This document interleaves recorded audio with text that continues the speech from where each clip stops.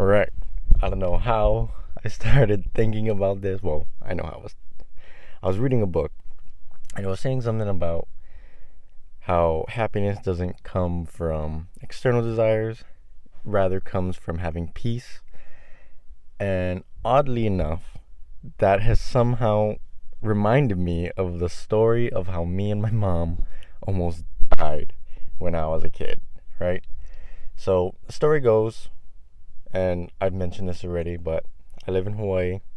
We were going to this beach, and there's a bunch of people from the resort, like nearby, that was on the beach, and me and my mom are just swimming. And at the time, I must have been like, I want to say like 10 or so.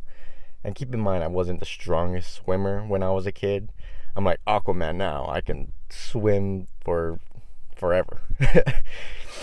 But I needed goggles as a kid to even like want to stick my face in the water. I had to hold my nose when I swam because the concept of just not breathing in water was so foreign to me.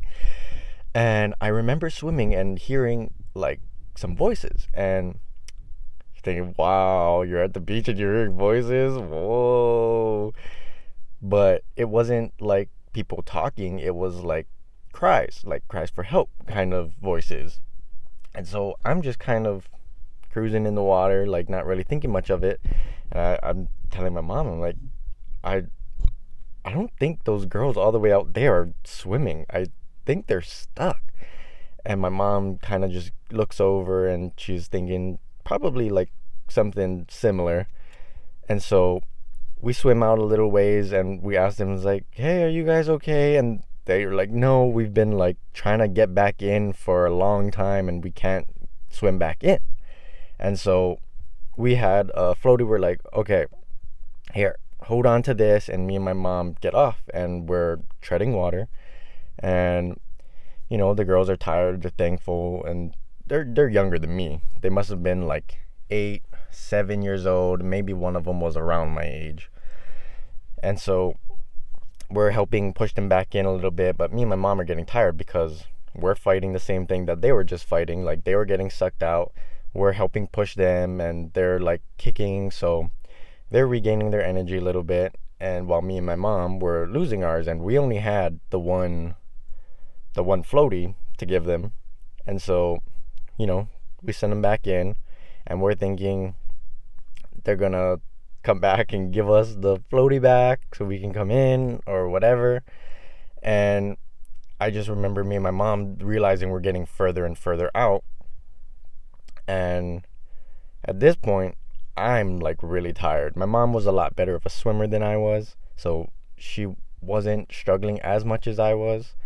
But we're desperately at this point trying to get somebody's attention. We're waving arms, which is making us even more tired. We're like yelling as much as we can to the point where we just couldn't struggle anymore. Like the best we could hope for was to just tread water and hope someone realizes, like, oh my gosh, they're not coming back. And we're thinking these little girls who were in the same situation that we're in now was going to tell somebody. And no, I'm watching the little girls play on the sand, and I was just thinking to myself, wow, is this really how I'm going to go out? I just saved a bunch of little girls' lives who are probably grateful in the moment, but were more than willing to just throw us to the wind. And they probably didn't really know any better. And I think it was their family member, either their mom or their grandma, who had asked them where they had gotten the floaty from.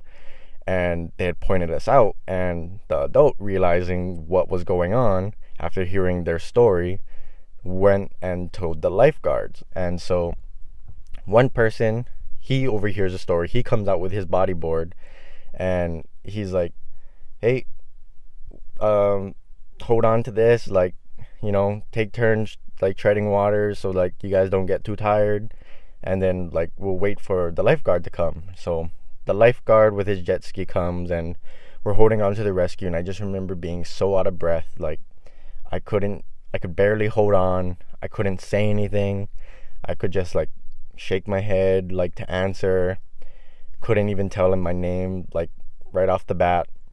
And by the time we get in, I was just sitting there, no thoughts. No, no real feelings, just kind of sitting there, empty-headed. Lifeguards talking to us, and he's telling us how there's been people who died in that spot. It's like some kind of underwater cave where during certain tides, when the water's coming out, it's actually sucking down. So we were getting dangerously close to the point where it was going to start sucking us down instead of just pulling us out. And so I remember hearing that and thinking, wow, we literally almost died. And not because like we were going to give up on our treading water or because we got too tired. Like, I kind of knew how to float, but I wasn't the best. I could maybe float for a few seconds at a time, which is enough time for me to recoup. I was a pretty active kid.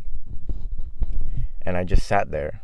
And in that moment, I think I witnessed pure peace. I wasn't mad. I wasn't sad. I was just there, took it all in, looked at the ocean, how beautiful it was, looked at the sky, barely any clouds. It was a nice, bright, sunny day. It wasn't too hot, wasn't cold by any means. And me and my mom just kind of looked at each other, and we're just like, we gotta take this life in strides. Like, who knows when we're gonna die, But anyway, that was my not so short story about how me and my mom almost died. I have a few more stories of how I almost died. It seems to be a running theme in my life of walking into some dangerous situations without knowing I'm in a dangerous situation. Almost dying, finding out later I almost died, not knowing in the moment, and be like, "Huh." But if you guys would like to hear more of these stories, let me know. Like the video or comment if you would like to see another one. That would let me know if you guys want to hear more story times. I think they're pretty fun.